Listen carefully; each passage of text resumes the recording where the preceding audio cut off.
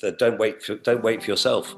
I mean, there's endless possibility for everybody in the modern world. If you go back 100 years, it was infinitely more difficult to achieve some of the things we can achieve now. We can go. Welcome to the Mind Shift podcast. Join Rocío Perez, your mental performance strategist, as she navigates you through inspiring journeys with global experts. Explore breakthrough insights and awaken the potential within you wherever you are in life. Get ready to transform your personal growth. Here's Rocío to guide you. Hello, everyone. I'm so excited to have this guest on our podcast, on the Mind Shift Experience podcast. He is a friend from another mother across the pond. Very excited for the work that he brings and his take on leadership, the work that he's done, and how he views the world in a very creative way. I love to welcome Mr. Chris Browne. Thank you for being here Hi today. there, Rocío. Thank you for having me. Nice to see you again. Nice to see you again. You were on our TV show. Now you're on our podcast show. Super excited. We're talking about burnout and disengagement, and you had something to share with that. Let's Absolutely, yeah. begin So there. this probably an unpopular opinion what I'm about to share, but anyway. So burnout, and we'll focus on burnout from work situations and your career perhaps, not losing a job, someone that's potentially just having a tough time at work and struggling with it. I go back to the quote from or the words of Marcus Aurelius, the Roman general, and I'm not going to quote directly because I can't remember it, but effectively what he said was, if the thing that's affecting you and the circumstances that you're finding tough in life, are they troubling you? Are they difficult for you? Are they unpleasant for you? Or can you simply not bear them? And you separate the first three from the second one. Are they in the bucket that says they're just a bit uncomfortable and you're struggling with it? Or can you really not bear it? And if they're not in that second category, which I would suggest they're probably not, then you can cope with it. You can deal with it. And that same thing is true for death. So if you have a death in the family, death of a loved one, death of someone incredibly close, death of the closest person to you, it is incredibly tough. And it would still, to my mind, it's not unbearable because the person that's died would want you to bear it. You yourself probably have the tools. If you think deep down enough, you have the tools to bear it. And you will bear it because that person is, that the last thing they would want would be for you not to bear it. So that idea from Marcus Aurelius, and he wasn't just trying to be a tough general leading soldiers into war and trying to drive them through beyond human endurance. He was saying most things in life we can bear. That is the human condition. I do think, this is where I mentioned you before we came on air, that it's a tough comment to make. I think there's an epidemic, and it's not just the younger generation. There's an epidemic of not being able to bear things that a previous generation or times gone by, let's not say generation, times gone by, we could bear. My mother, I won't go too personal on this, but my mother went through some awful times and died fairly young. But she bore the tough things in her life in such a, I use the word heroic, but heroic's not the right word. It was typical and normal for her to bear those things well. And I've had countless tough things happen in my life. And that's life. Comes with the territory. If we fade away every time something happens, or we can't cope every time something happens, and it's not just about being strong. I mean, we can also, people say to you when you're unhappy, cheer up. I mean, that's kind of the stupidest thing to say to somebody, cheer up. They're not just going to cheer up, but you have sadness for a reason. So I would say, bear the sadness with some dignity, embrace it, go with it, and brighter days will come. But if you stay down there, you stay in the sadness, it will continue for you. I'm not a psychologist, I'm not a psychiatrist or a psychologist, what the right phrase is, but I genuinely believe that Marcus Aurelius' point, if you can bear it, you can push on through. No, And that's how I lead people. I love what you just said, and it's right. What is the bearable, right? Is it unbearable? Is it not? My abuelita, my grandmother had a saying, says, todo en el mundo tiene solución. And like everything in life has a solution except for death. Yeah. And I live by that. I catch myself saying, like, does this have a solution? Even when I was diagnosed with a brain tumor, I'm like, that has a solution, right? Yeah. To me, it's a business transaction. Okay, every business has an issue. Every issue has a solution.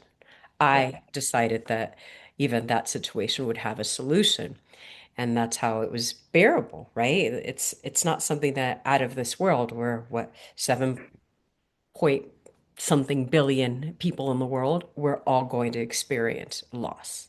We're all going to You know that experience. phrase, Rocio. If you say you can or you say you can't, you're right. And I love that phrase because I say I can. Even in situations where everyone's looking at me and thinking, you won't be able to do that. If I keep saying I can, you don't just say it and not believe it, I say it and believe it, I can. I played a sporting occasion years ago, and I was playing somebody who was pretty much unbeatable, and I was set to lose. And that was whether I said, "Do you think you can win?" And like mocking me, "Do you think you can win?" I said, "Yeah, yeah," because he could break a leg. I'm, no, so you Right. find a way, like you say, there's a solution there. And do you know what happened in that match? He turned his ankle. The guy was playing. It was a racket sport. He turned his ankle. He couldn't run around the court properly, and I won. So I won. But it doesn't matter what happened. You know, in the mists of time now, you know, no one cares about that match. It was 30, 40 years ago. But I know that I won. Yeah, he turned his ankle. So I know deep down I didn't really beat him, but I did. And the score sheet says I won. But that can happen in life, you know. I've got an example from business. We opened a store and we set ourselves a tough target to hit this on this store. And we set the target of £40,000 on one day in this store, in a small store in London. And we got to £36,000. And the boss made some comment to me. He said, "So you're wrong." I went, "What do you mean I was wrong?" He went, "You're wrong. It was like 10 minutes." And I said, "I'm not wrong." He said, "But don't, Chris, give it up. You're wrong. You failed. You failed." He'd been teasing me. Anyway, the customer walked in and we had some art for sale on the wall. And the art that was on the wall for sale was for £4,000. And the customer said, I was in earlier, and I was speaking to him. He said, "I was in earlier." He said, "Can I take that? I'll take that. That's beautiful. I'll take that. It's fantastic." £4,000. We hit the £40,000 exactly. And Wow. Ray, look, he actually, his phrase was, "Your mouth to God's ears." You know, you must have a hotline. But the point is, you have to and then when the days it doesn't happen, so what? You believe again the next day, and you believe again the next day, and you keep on pushing through. I I don't agree. know what I'm trying to say there really, other than that positivity is. I mean, I love your the mindset experience, but positivity is everything. It's everything, It and it is. works in every situation. It is. It is. And I've used it even with my son when he was 4 years old. I couldn't carry him, and we're going up a hill, and I don't have a car. I need to get to a bus line to take him to the doctor. And it's like, I can't blame him. You know, what am I going to do? Fight with a 4-year-old child? I'm sitting there. I can't carry you. I'm like, I started telling him the story about the little engine that could. And that's the Well, whole thing of I think I can, I think I can. And I had him repeat, I'm like, and the little engine's like, I think I can, I think I can. We get to the top of the hill, never had to say a word, right? Just finding that way, that creativity. yeah, Some famous speaker said that some time ago as well. It goes, well, this person may not be a surgeon, but hey, would I want somebody to operate on me that is negative or somebody who's positive who at least thinks that there's something to come that's out of probably it? the best. Yeah, that's a great example. 'Cause absolutely, I mean, who are you going to pick? You're going to pick the surgeon who thinks you're not going to live, or the surgeon who thinks you are. Hey, I fired mine. I'm like, forget you. You don't have the capacity to help Yeah, me, right? So yeah. get out of that. So what would you say, Chris, is what are the biggest things that gets in the way of individuals succeeding in general? I think themselves. I mean, you know, I think I used that line before. That don't wait for yourself. I mean, there's endless possibility for everybody in the modern world. You know, if you go back 100 years, it was infinitely more difficult to achieve some of the things we can achieve now. We can go to, as I am doing next week. I'm going to Australia next week, but you can just decide to raise the money or have the money in your account from working to go and fly to any part of the world. You can just have a thought to go there. You couldn't do that 100 years ago. I mean, you could eventually, but it might take you 12 weeks to get to Borneo or wherever it is in the world. So Mhm. everything is possible, everything is doable, and people self limit. People self-limit. I mean, I see it all the time. I mean, one of my roles, I think, in my previous career, running, 3,500 people around the world, was, the art of the possible, persuading them that you can do it, you can achieve it. And do you know what gives me huge delight now? I mean, I'm 8 years away from the company I built up and ran for 30 years. I left it in 2017, 9 years nearly now. No, is that 8 years? No, 9 years. Um, I meet people all the time. I met somebody on Tuesday night. One of my former team is now a director of a major firm. I've got former colleagues directing and running retail all around the world. That gives me huge. And there are people I sometimes, maybe 20 years ago, said, "You'll be a director one day." Oh no, I don't think I will. And I believe I gave them that belief through my training, development, leadership skills training that we did. We did some extraordinary, external leadership training, which we probably haven't got time to go into here, but nothing like anyone that's listening to this thinking, oh yeah, leadership skills training or team building or whatever we want to. Ours was way beyond that. What we did, what we achieved, and we were opening people's minds up to what was possible for them, and in some cases to leave the company and go and do the thing that they dreamt of doing. I was big on that too. Don't stay here. I want great retailers. I don't want people that want to be great mountaineers or artists. Go and be an artist if that's what you want to do. I love that you said that, and I truly believe in that. You've got to believe in your own belief of what's possible and probable for Yeah, you. And I've had individuals who have the time, the energy, the money, the resources, the networks, the everything inside of their organization, and they fail yeah, because they lack belief. And I've also been in front of homeless single mothers who have multiple children.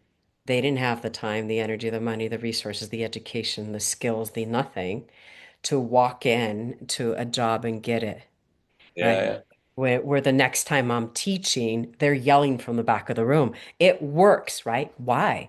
Because they yeah. had belief inside of themselves that anything and everything is possible and probable for them, no matter where they're at. So, what would you say are some of the greatest shifts that a person would see in themselves, right? Coming from, I don't think it's possible to like the being possible. What are some things that you would see? I think you know what's really interesting is in the same way that you can't just tell someone to cheer up and they cheer up, you can't just tell somebody to be positive.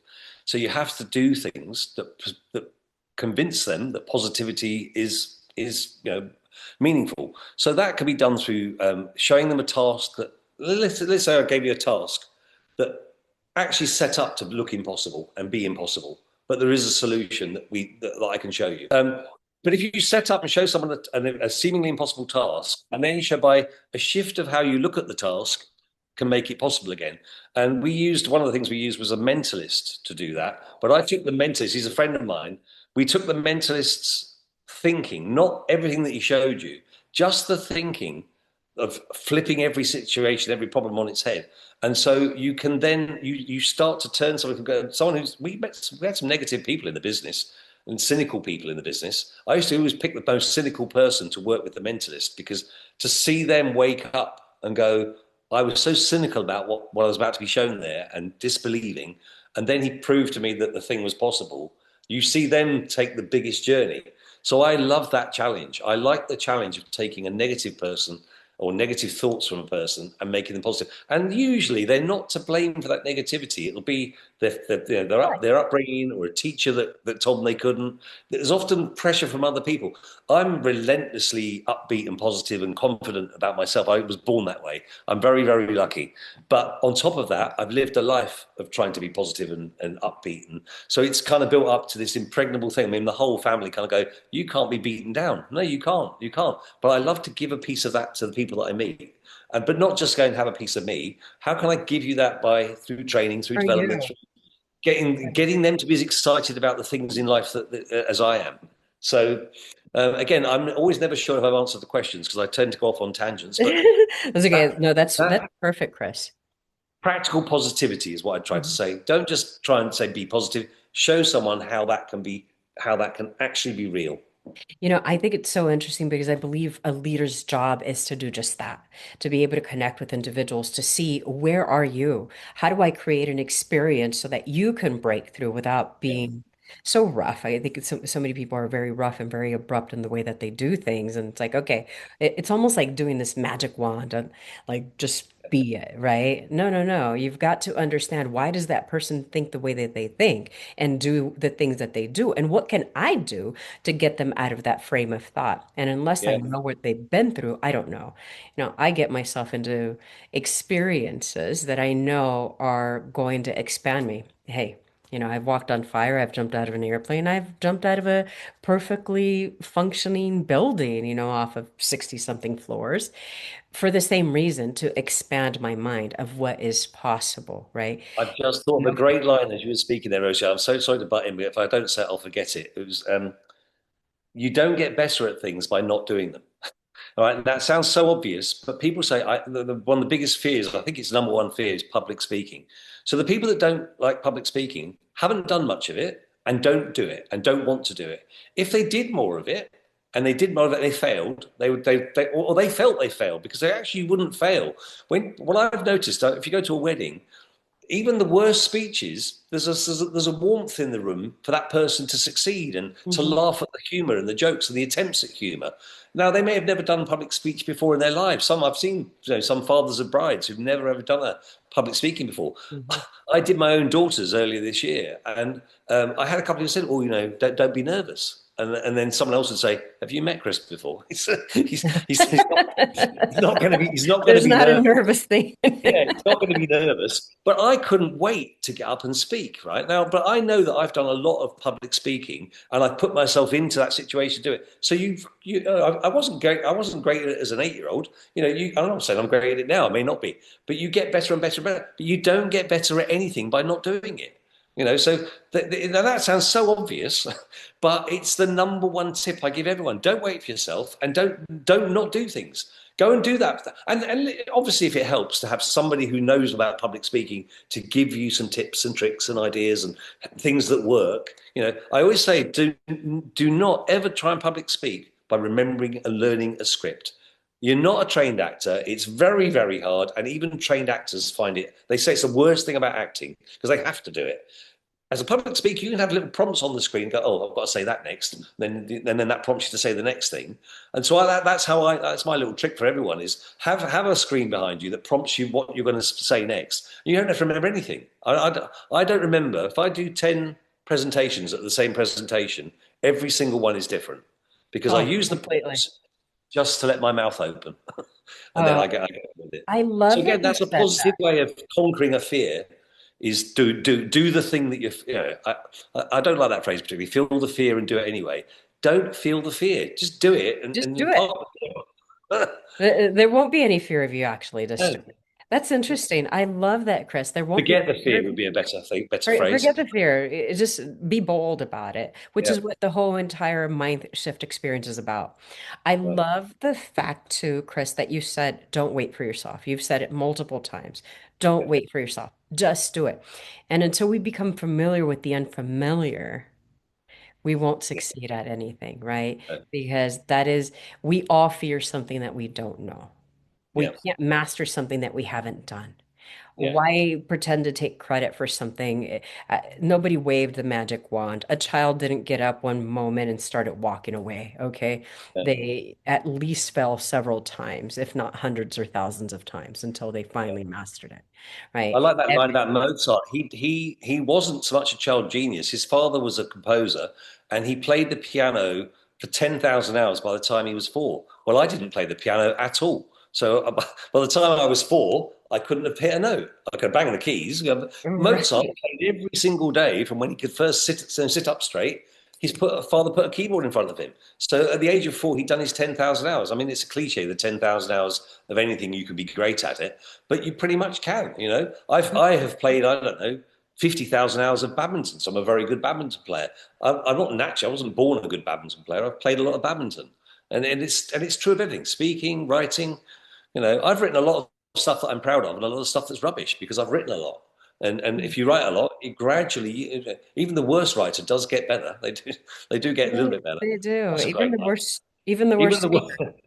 Yeah. Right? I remember I Just used to keep be like doing this it. pretzel when I first started at the age Yeah. of 17 doing public speaking. Now, sometimes people accidentally introduce me and I walk in there and I'm walking up to the stage. I'm like, I'm not here to speak. And I'm like, oh, sorry. Like, I'm not, although I'm Yeah. prepared You're ready because to go. Yeah. I know what I know. I know it and then I know it very well. The most important thing is we must invest in ourselves. Chris, last minute tips. Last minute tips. Four last minute tips. Anything that anybody can take Anything. away from today's Oh, conversation that would be okay. Okay. helpful. Last minute tips. I like that. Last minute tips. Well, I can't say it again, so I won't. Don't wait for yourself. I, I honestly, I love the lines about that how how long a person's life is and the journey that you've got. Why would you not want to experience I don't like bucket lists or that kind of thing, but why would you not want to experience the full breadth of life? So Mhm. I think that covers all sorts of situations from work to family to ownership of things. I mean, I'm not a particularly materialistic guy. I'm not bothered about having fancy cars or anything like that. But for a lot of people, it's travel and getting around the world. So my tip again would be, experience every part of life, and question yourself a bit as to the things that you've decided. I'm 63 now, but I still think I'm pretty young. Mhm. The stuff that I don't do, why am I not doing it? I've just sort of decided it's not for me. Mhm. I've got an ambition. I'm still keen to learn a musical instrument. I said to you the other day that there's things that we're good at in life naturally, and we gravitate to, and there's stuff that we avoid. Mhm. I love music. I love listening to music. I've seen so many famous bands and gigs in my life. I do it a lot. I can't understand music. I don't understand it, and I've never learned it Mhm. particularly. So that's an ambition for me to do. So my tip for everyone is write those things down again. And here's a big one for you: the stuff that we used to do as a child that we parked up and we stopped. And one of the main ones I've discovered because I did my training events I've run is art and painting. People used to say, "Oh, I loved it. I loved art at school. Would you Mhm. do it now?" No, no, I've got time for it now. I don't do it now. Don't even think about it.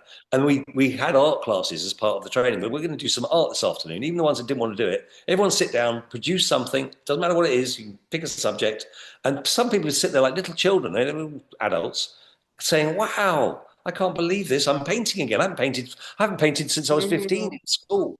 So do the thing that you used to enjoy doing. People that used to dance when they were a teenager and went to ballet and they haven't done ballet for 20 years. Go and do it again. Find something new that you've always thought you'd like to do. Go and do it. Don't do That it.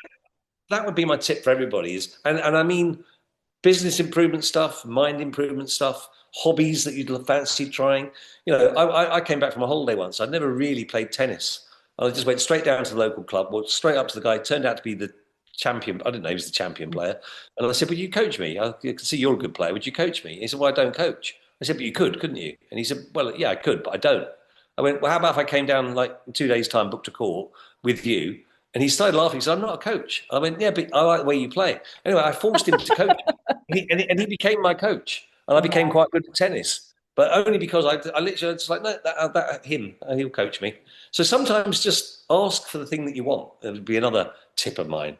Ask, my mum used to say, "If you don't ask, you don't get." I said, does that make sense? I don't know, but that was her phrase. If you don't ask, you don't get. So I'd ask, and she'd say no. I said, "Well, that didn't work."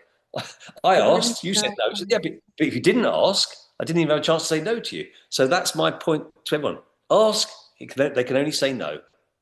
They could also say yes. And you can be a stand. I know I took somebody out of retirement for a particular martial arts modality and had private training with him and his Right? wife because I was a stand for myself. I'm like, I'm not going to wait. I want to work with the person who created this Yeah. modality. That's who I No, want to work with. Come and train me. And I was a stand until he did train me. So, my neighbor happens to be, he literally trains under MI6 in London. He trains the world's elite. So he wow. trained Donald Trump's bodyguards. He trains Mossad agents. He trains SAS. He trains the elite to another level. And Mm, I've done some training, only some. I'm not an expert in this. I've mm, done one session with him. It was mind blowing. What you can actually do in terms of disarming disabled. mm, And I do intend spending some more time. So that would be my takeaway from this. Is I'm just reminding myself I'm going to mm. go and do that. because I would love to learn that. I was in a situation recently which got a bit hairy, and I wish I'd had those skills then. I just ran, so I was fine. Sometimes you just gotta run fast. Yeah, I can still run, so I ran. I'm going to come back to just one final thing here, Chris. Do what you love. Do what you used to love. Yeah, Because that brings freedom and creativity back into our life, which now we can use that freedom yeah, and creativity to solve problems. That's yeah, why the whole Mindshift experience was created, was to do it in a fun and easy way that returns us to our creativity. More yeah, than 60% of leaders want people to be creative, to bring their whole self to work, yeah. to solutions, to problem solve. That's where it's at. Excellent. I've got one last tip for you. So Yes. last minute tip. It could be a new feature. Last minute, last minute.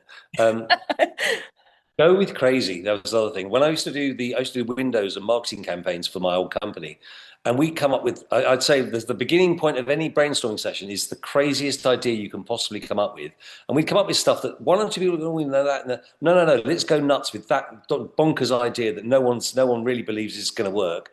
And often the crazy idea came through because we found a way to make the crazy idea work. So I always say to people, let the juices completely fly, and anything's possible, and that's fun. It's part of it. It's fun, and you come up with the best stuff. I know all our best windows were the craziest ones that we started from crazy point, and we made them real. So Wow, that is go. amazing. I love that. Go with the craziest idea. And I agree. My whole life Yes. has been a crazy idea. And that's why I'm where I'm at. Yeah, excellent. Excellent. Chris, thank you so much. It's been amazing. I appreciate you. Looking forward to this airing all over the world. Have a happy, healthy day. Thank you for having me. Thank you. Cheers. Thank you for joining us today on the Mindshift podcast. Rocío hopes you've been inspired and gained insights to fuel your journey of personal growth. Remember to subscribe and share this episode with friends who are also exploring their potential. Leave us a review to help spread the message. Rocío says, stay curious, stay inspired, and keep exploring your potential with us. Until next time, goodbye.